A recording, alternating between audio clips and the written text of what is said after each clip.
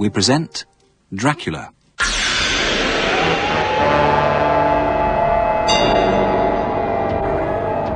As Van Helsing and John Seward struggle to save Lucy's life from the mysterious illness which assails her, at Seward's asylum, Renfield's behaviour becomes even stranger. Dracula.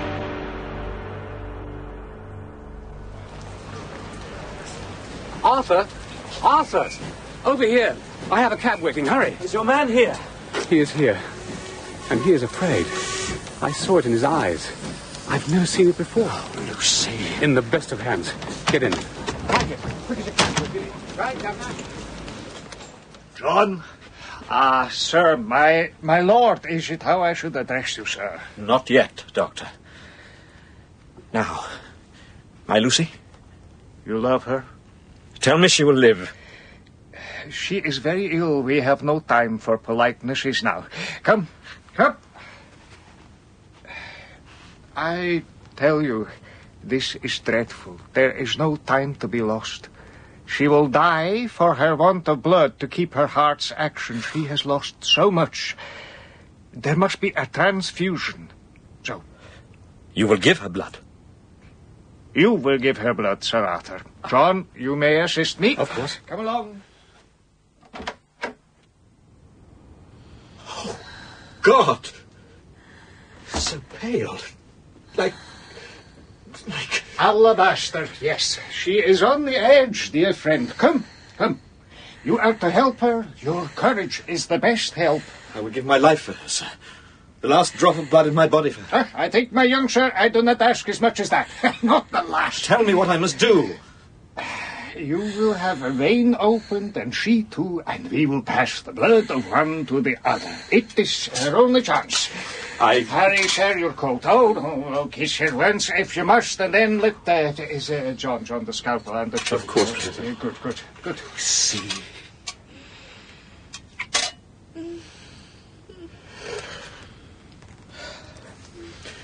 Very well. I am ready. So, we are done, Arthur. Now you must rest, sir. You have done well, Arthur. Will she be... You see the colour back in her face. She sleeps. Now rest is what she needs most. My friend. What can I say?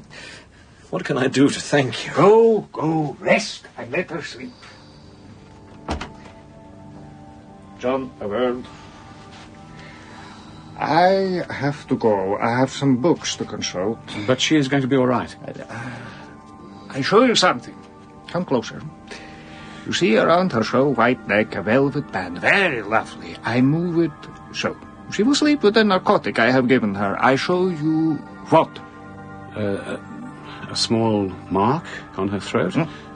2 punctures? Quite so. Over the jugular vein. Not large, as you see. Not diseased or poisoned in any way, but something unwholesome.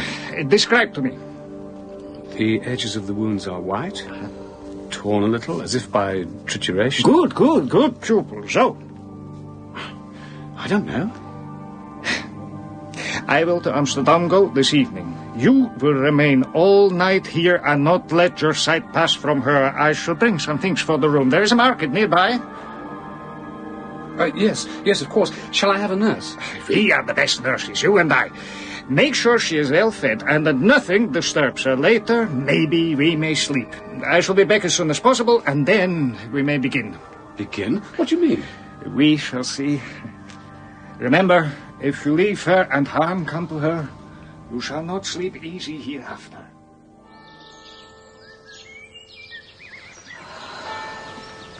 Oh, my arm. My arm is... Gently now, Lucy. It is bandaged, that's all. I feel awake for the first time for months. Where is Professor Van Helsing? He has gone back to Amsterdam. Oh, excuse me. He will return very soon, he said. Oh, that smell. What is it? Oh, I believe there's some joke here. There's garlic round my bed and garlic flowers. Horrid smell. You must not move them. On your life, Lucy. He said there is a virtue in these common flowers. Wear them as a protection, he said. A protection from what? I don't know. I only know he begged me to ensure that you kept them here, close, and that you did not open the windows. He insisted that I warn you not to open the windows which he has rubbed with garlic, nor to remove the flowers, even if the room becomes very close. I might begin to think he was working some ancient spell to keep out evil spirits. Well, nevertheless, please do not remove them. Oh, very well. Though I feel cured already. And you poor man, have you been watching me all night? I am told to watch you until he returns. I have my orders. This is silly, John. I shall be better now, you shall see. You must eat. And you must sleep. I have already told your mother that I shall be staying another evening at least. But today, I must go back to the country. I have some reports to write. Please, John, rest. No, I may not. I will tell your mother that you would like breakfast, and I shall return this afternoon. Dear John, thank you. I shall write to Mina and tell her what good friends I am blessed with. I'll go and have a little talk with him. Wait outside, will you, just to be sure? Right you are, sir. Mr. Renfield, and how are you feeling this afternoon? You've been burning the candle at both ends, sir. You look tired out. I am tired, very. I've always been of the opinion that tiredness in a doctor is a dangerous thing, both for himself and for his patients. I had urgent business to attend to. May I beg a favour of you, Dr. Stewart? Certainly. Whatever happens, sir, please don't let them put me in a straitjacket, sir. Please. Sometimes for your own good. I'm trying to control myself, Doctor. I have to control. My master says I must. Your master? Oh, not for your understanding, sir. My master is close by. He will free me. He promised me. I see. No, I think not. You think this is Renfield being mad again, hearing voices, crazed. I assure you it is not so. I assure you. Promise me I shall not be in the jacket. Promise me. I cannot promise. Help me! He's got a knife! Damn you, sir! Damn! Get off me! Get off! Get him off! In the corner! Kill him! Mind the knife! Hold it! You're cut, sir. More blood than pain. What's he doing on the floor? Oh, God! He's licking up the spots of blood. Oh, God, no. You're lucky to be alive, John. Oh, no, I was to blame. He was so calm, so gentle. I really felt I was talking to a perfectly normal person, and then suddenly he was at me like a demon. John, can we please let the smell of this garlic out of the room? Open the window for a moment or two, please. The smell is so strong. No, I dare not. Forgive me. My professor would be furious. So, time to sleep, Lucy. I shall sit here, and tomorrow Van Helsing will be back, and then I may get an hour's sleep myself, perhaps. You need to rest, at least. There's a room off this one.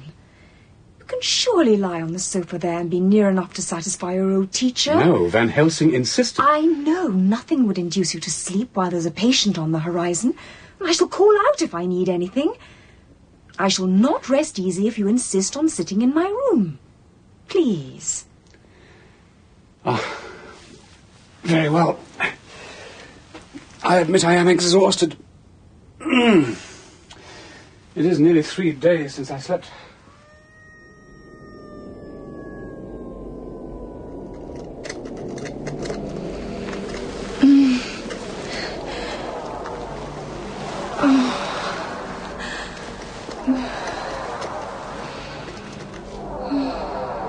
John?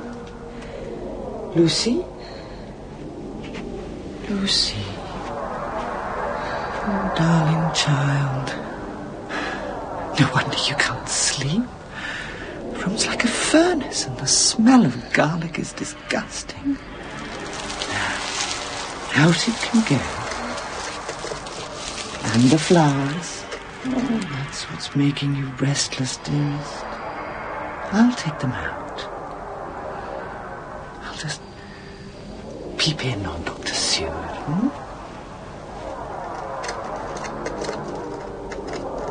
Poor, worn-out man. I'll open the window. Let some air in. Let them sleep.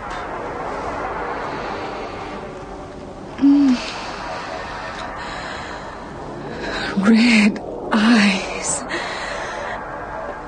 I see red eyes. Shh.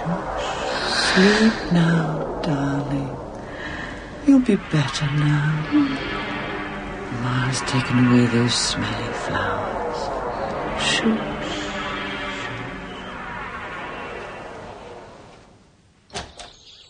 Yes, sir? Good morning. Announce Van Helsing, if you please, my dear child. Yes, sir. No need. Please come in, sir. Come in and hear our good news. My dear Mrs. Westenra, you two are looking less tired. Because your patient is sleeping like a babe. I didn't go in case I disturbed So? Good. I thought I had diagnosed the case. My treatment is working. You must not take all the credit yourself, Doctor. Lucy's state this morning is in part due to me. Explain yourself, please. I was anxious about the dear child in the night. I went into her room and she was sleeping. The room was awfully stuffy. And I feared the heavy odour of garlic would be too much for a child as weak as she, so I took it all away and opened the window. Stop! He was overcome with tiredness, Professor. He had to sleep. He couldn't help himself. Mrs. Westenra, would it be possible for me to have a cup of so nice tea? Of course. You see the child. Stop! John Seward! John Seward! John! Seward! Seward! John, I'm sorry. I couldn't help sleeping, sir. No. 3 nights is too long. So, what is to be done? Oh, what? Oh, look at the child. What have we done to be so... This is a pagan thing, John. The poor mother doing what she knew nothing of. We must not tell her what she has done, or it will kill her for sure. Now, how are the powers of the devils come against us? Act. We must act. Devils or no devils, we fight him. We must fight them all the same. You will give your blood. I am too old. My blood is too thin to be of use. Now, hurry.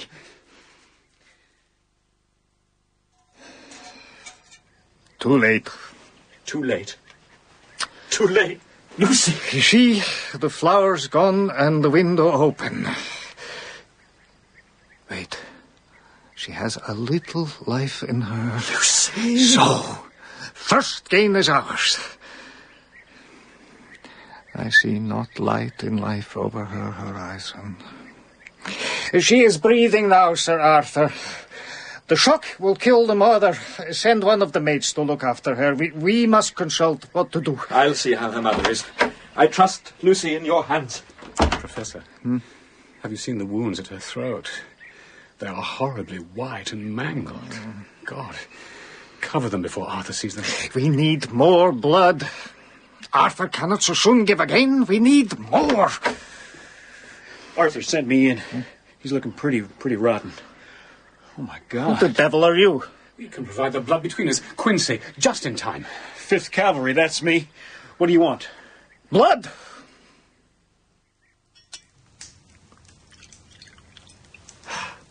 John.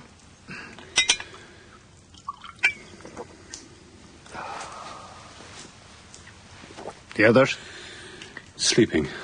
Lucy? Asleep. Is she better?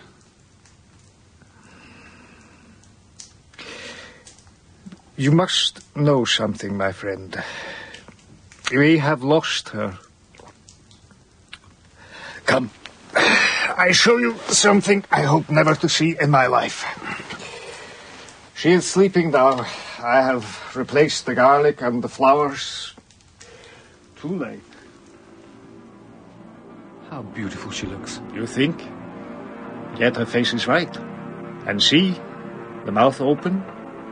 Her teeth, my friend. Look at her teeth. Why? What is it, man? See the gums. Very pale. And the teeth themselves seem... Pointed? Longer? It's a trick of the light. Nothing. Do not open the window, my friend, please. What on earth? Oh, it's a huge bat. See, it's away now, over against the trees. Yes, I see. I beg you, do not take your eye off your charge. Wait. Oh, my God. What is it? Light. I want light. Let me be sure.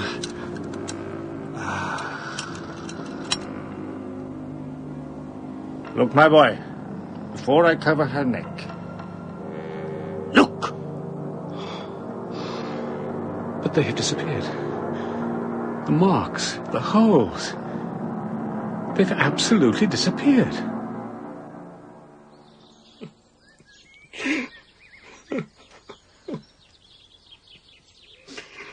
If I say it is best, you will not understand me. But I tell you, it will not be long now.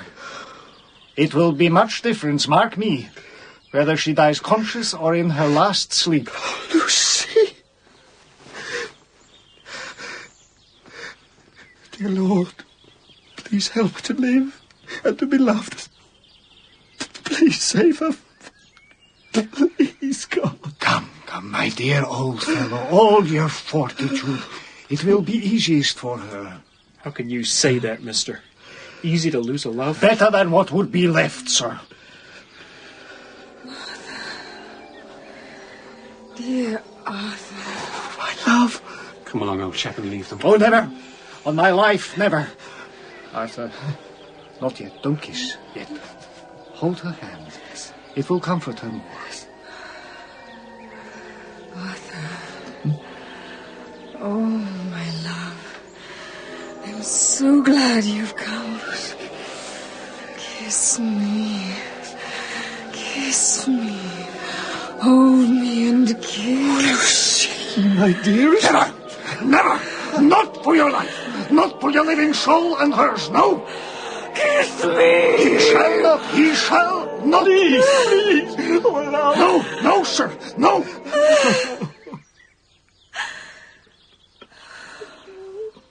Sir, thank you, my true friend. Guard him. Give him peace. I swear it. Come, Arthur. Take her hand and kiss her on the forehead. And only once, only once.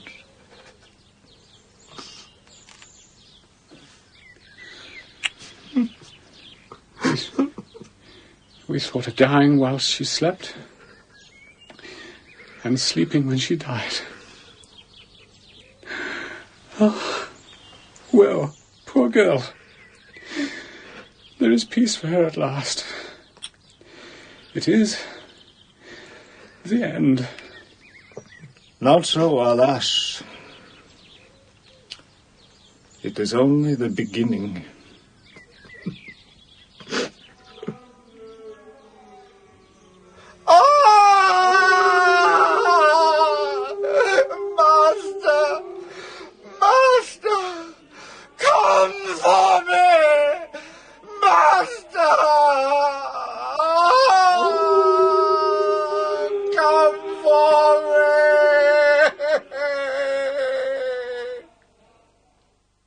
It's a privilege to attend on her, indeed. Please, go. Go, sir. She will be a credit to our establishment. Beautiful corpse, sir. She is laid out as the foreign gentleman asked. Right. Now do as this poor man asks and leave us, sir. Just to be sure the formalities have been seen to, authorities notified and so on, sir. I am a doctor. I assure you we have done everything necessary. Very well, then. Tomorrow morning, 9 sharp. Will there be many mourners? Not many, good day, sir. It's tragic when a mother dies after her own daughter. Sad. Sad. She had a weak heart, sir. In the name of... Go away, sir, go! Flowers? Go! If that will be all. Mute. Halt! Such a man! Now, Arthur, you must be busy to take your mind from it all, eh? I have no doubt you have things that must be done. John and I will sit with her. Quincy will come with you. Sure. Are the lawyers to see her? Yes. They had no one to send them. Oh, bear up, Arthur. Gentlemen, may I go and see? Cook and I wanted to pay our respects. Yes, of course. Tell the truth, sir. Some of the neighbours have already been. They were well liked. I don't know what's to become of Cook and me. You shall get good references, be sure of that. Oh, thank you, sir. Thank you, I'm sure. You're right, Helsing. I shall busy myself. Gentlemen. Quincy, I'm right here. Now, what are you hiding from me? Hiding? Hiding from my such best pupil? Never. You're not telling me everything. I have been through all her papers. Do you know she wrote a letter last night, an account of what occurred? I failed her, it seems. Oh, no. There were forces abroad then that you could never defeat. No blame, John, no.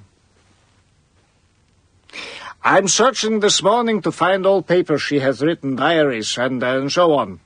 Before anyone should find... I will read a little, and you may understand. I was wakened by the flapping at the window, which had begun after that sleepwalking on the cliff at Whitby.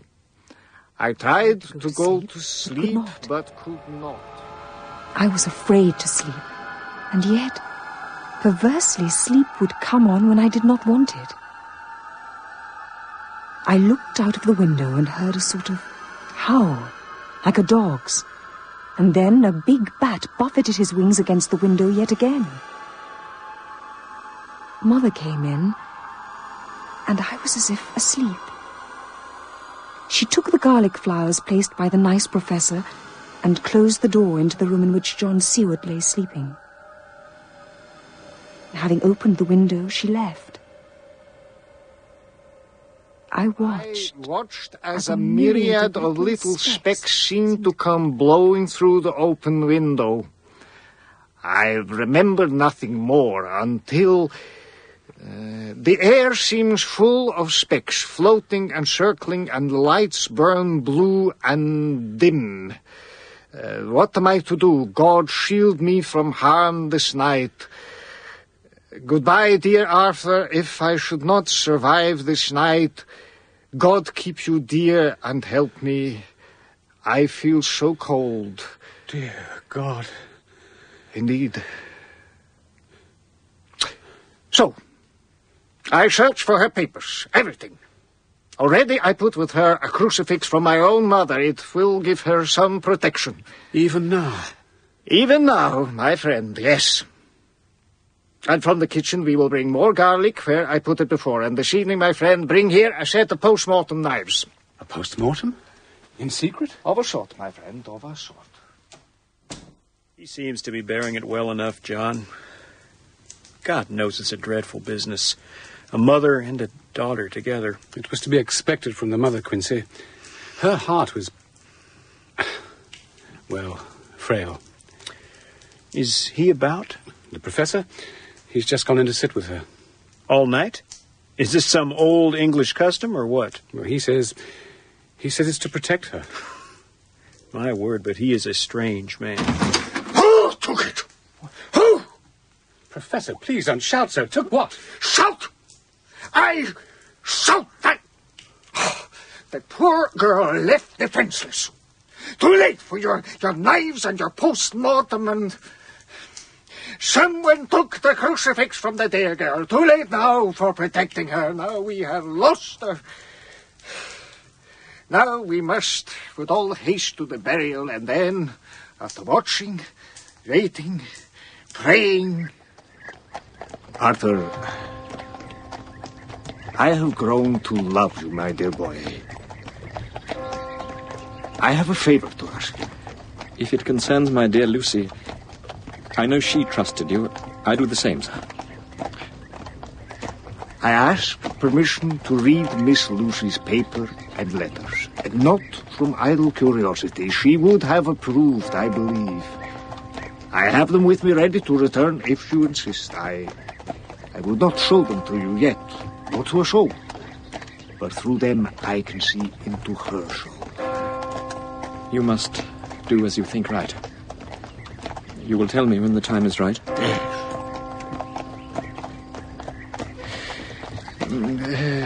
This Miss Murray, I would like, if possible, to have words with her. You can find her, this Miss Mina. I will try.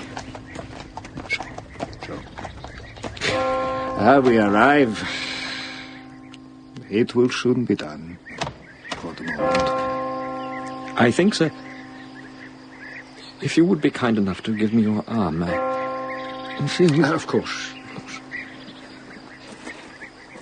What did you mean, for the moment? Nothing.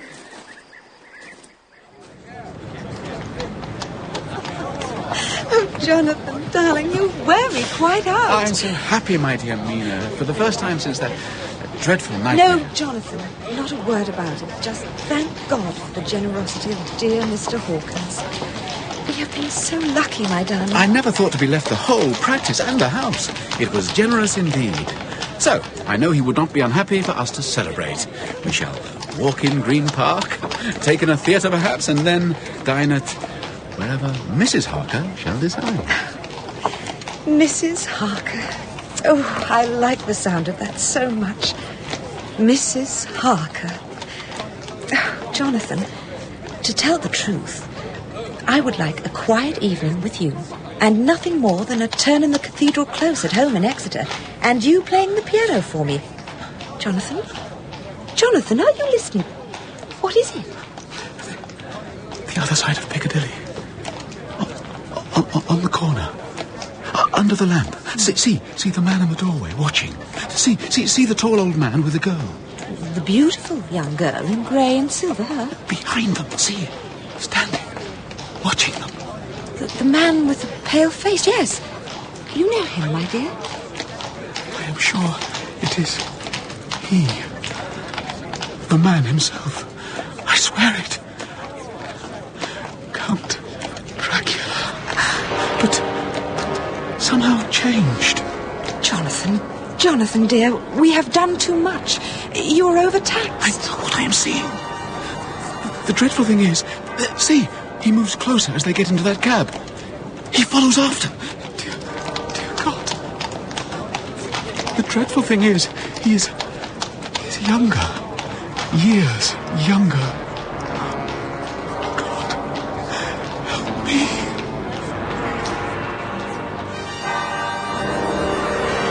In episode 4 of Dracula by Bram Stoker, dramatised for radio by Nick McCarty, the cast was as follows.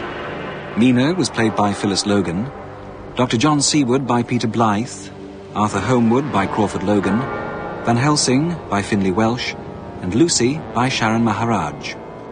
Adams was played by Tom Smith, Renfield by David McHale, Jonathan Harker, Bernard Holly, Quincy, Paul Burchard, Mrs. Westenra, Stella Forge, the maid, Alexa Kesselar, and the undertaker, Peter D'Souza. Other parts were played by members of the cast. The theme and incidental music was composed and created by Malcolm Clark in the BBC Radiophonic Workshop.